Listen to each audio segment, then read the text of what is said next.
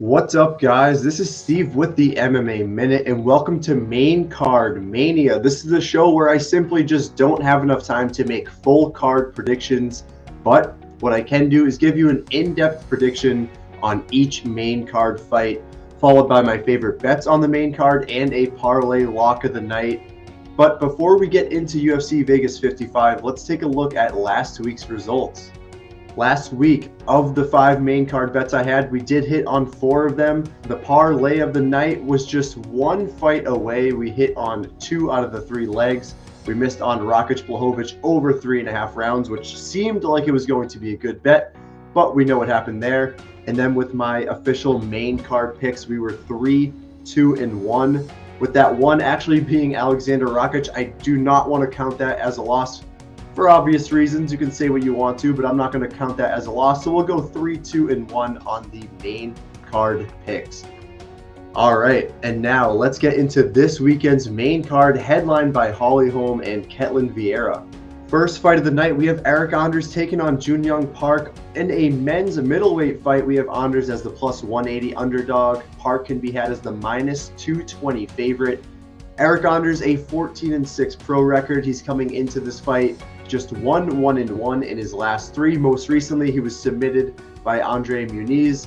Really no shame there. Muniz is a legitimate top 15 guy and one of the best submission threats on the roster.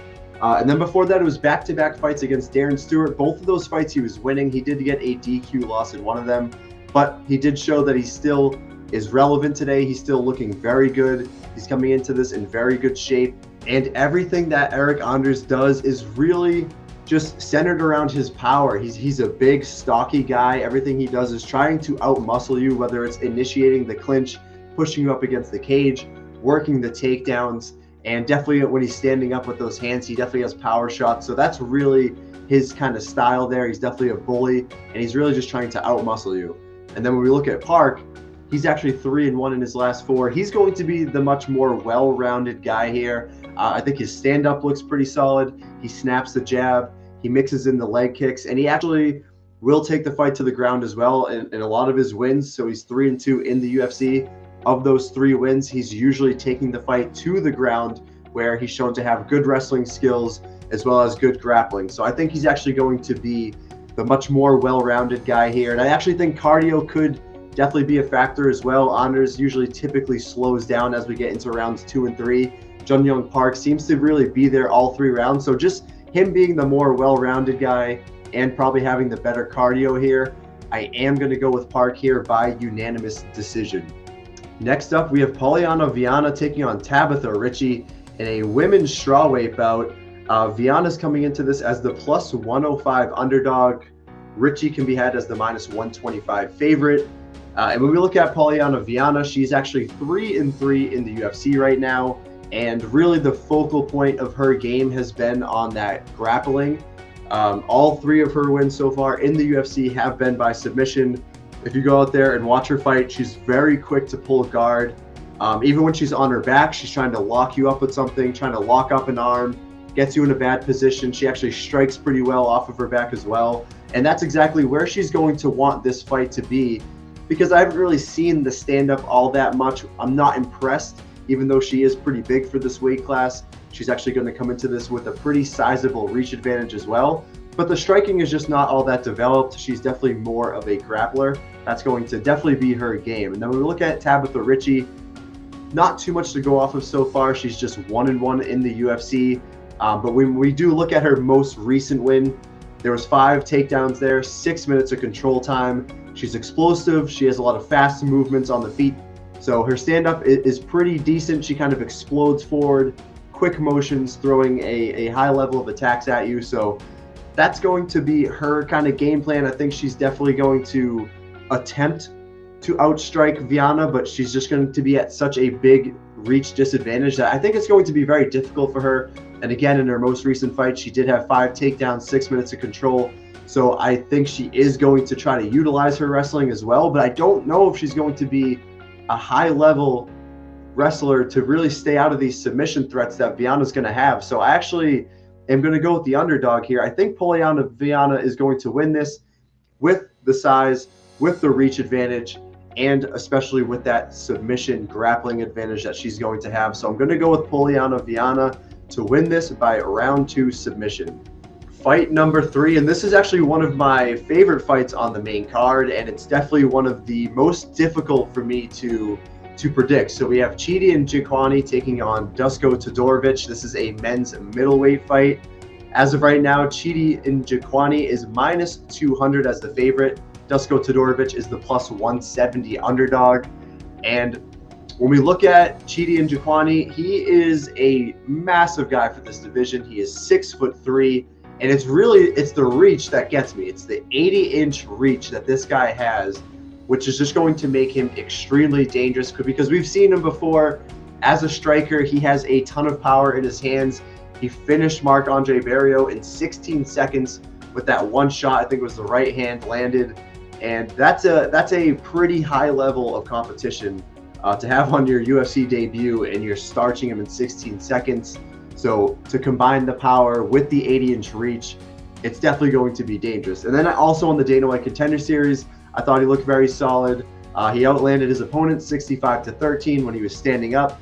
He did get taken down one time, but he immediately reversed position, so he looked very good there. And this guy has all the experience in the world. He is a Bellator veteran, 21-7 pro record. So yes, I think he is 33 years old, but he has a world of experience, and the cardio seems to check out as well. So this guy for sure is legit. And Dusko Todorovic, I mean, this guy he's a much younger guy. He's going to be 27 years old, I believe.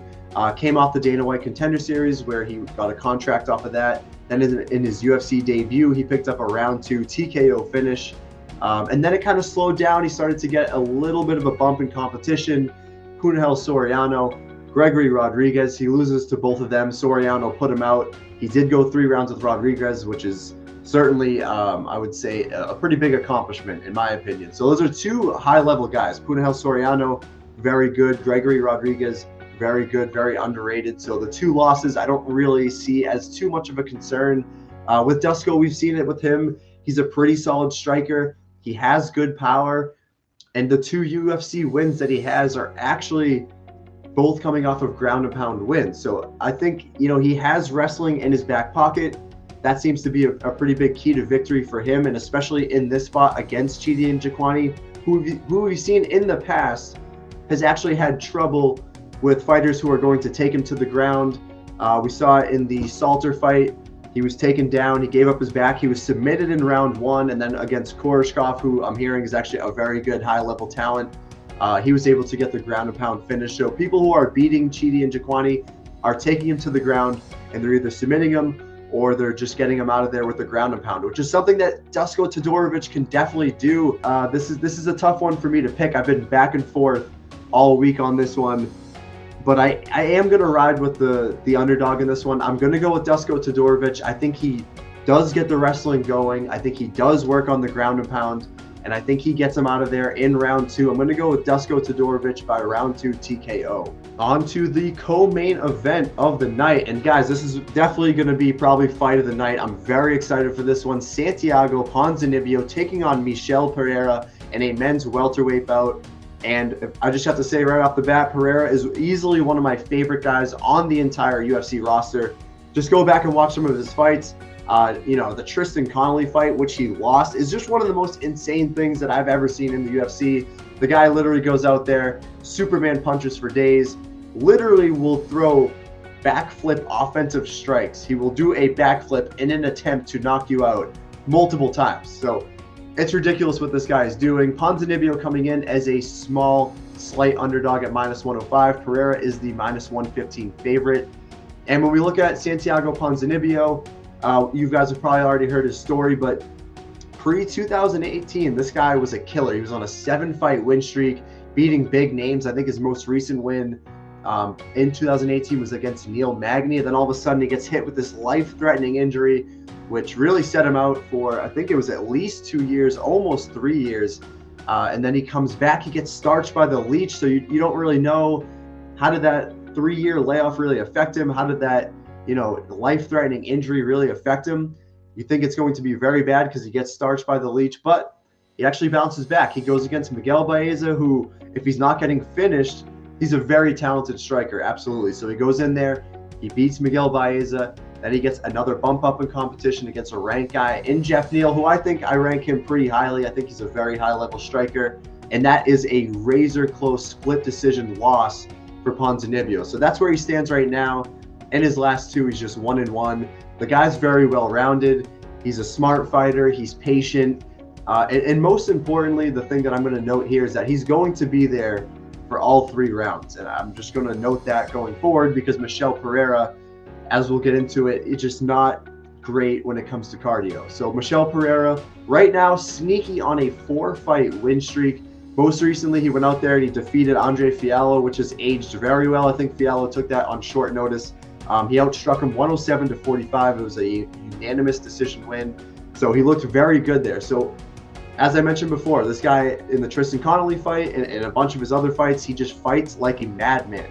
But since that fight, I've really noticed that he's starting to just refine everything. He's putting it all together. He's starting to fight less crazy, more disciplined, definitely taking the sport much more serious now. I think he is ranked at this point.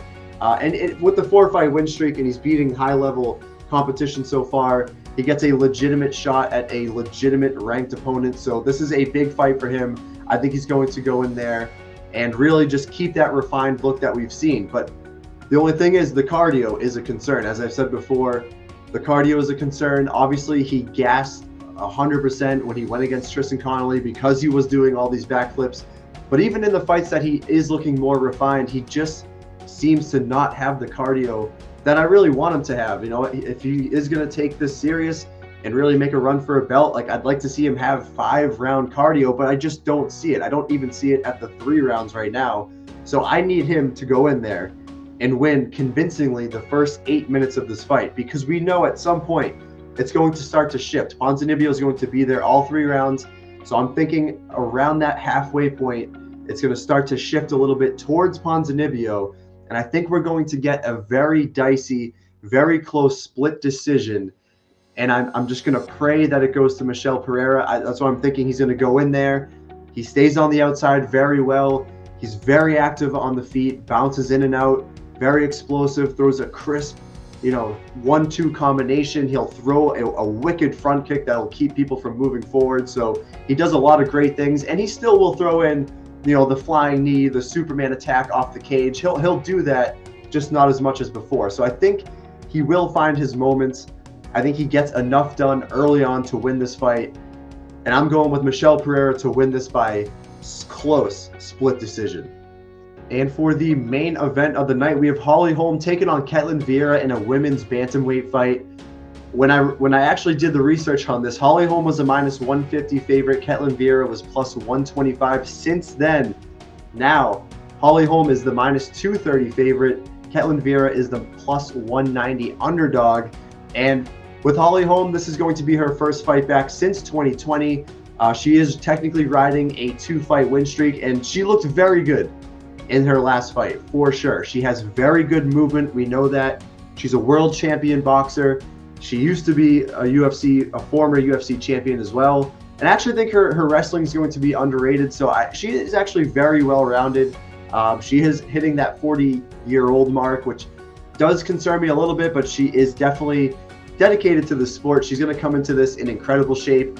She's been steady working, even though she hasn't fought since 2020. So I really expect her to, keep the outside distance very well against Ketlen Viera, who's going to be the one probably progressing forward, or at least trying to progress forward. Ketlen Viera just 2-2 in her last 4. But most recently, she did win a 5-round unanimous decision over Miesha Tate. And really, her style is she's slow moving. She kind of plods forward, tries to walk you down. She's big for the division. She is definitely strong. She'll try to initiate the clinch, try to get you to the ground. She has good wrestling, good grappling. But I just really, the way that I'm seeing this happen is that she's attempting to move forward, and she's not very quick or fast moving. So I really think Holm with her speed, being able to stay on the outside, she'll be able to just kind of pepper Viera from the outside. And honestly, even if this fight goes to the ground, I think Holm 100% can hold her own. I just haven't been 100% convinced that Ketlen Viera can really hold her own against a top-level talent like Holm. So it's on Vieira here to really flip the script and prove everyone wrong, because I'm hearing most people are on Holm to win this fight, and I just don't know that Ketlen Vieira really has that dangerous threat as a wrestler and a striker to really put it all together and beat someone like Holm, who is just going to be the more well-rounded fighter, and in my opinion, just the flat-out better fighter. So Holm at -150 in hindsight looked phenomenal. Now is she getting up to that -230, almost to the -250 price range? I don't love that necessarily, but I think Holm definitely gets this done.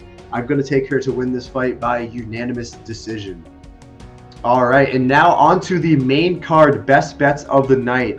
First up, Eryk and Junyong Park. I'm taking the over 2.5. Both are very durable. That's -200. I actually kind of like a sneaky prop in this. Park by submission +700. Anders just went out there in his last fight and got submitted in round 1.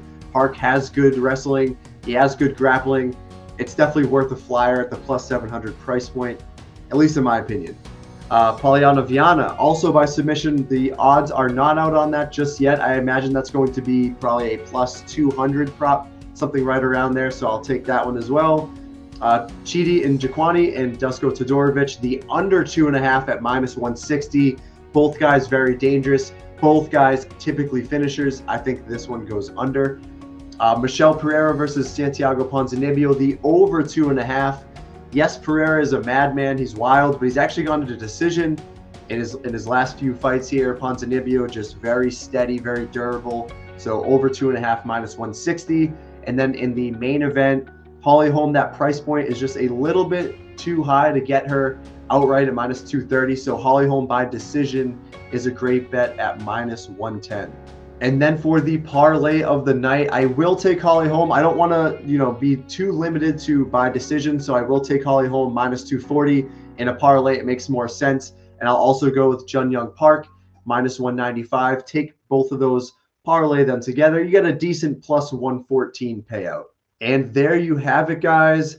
Those are my plays on the main card for UFC Vegas 55. If you like what you heard, make sure to drop it in the comments. Hit that subscribe button. And until next time, guys, we will see you later.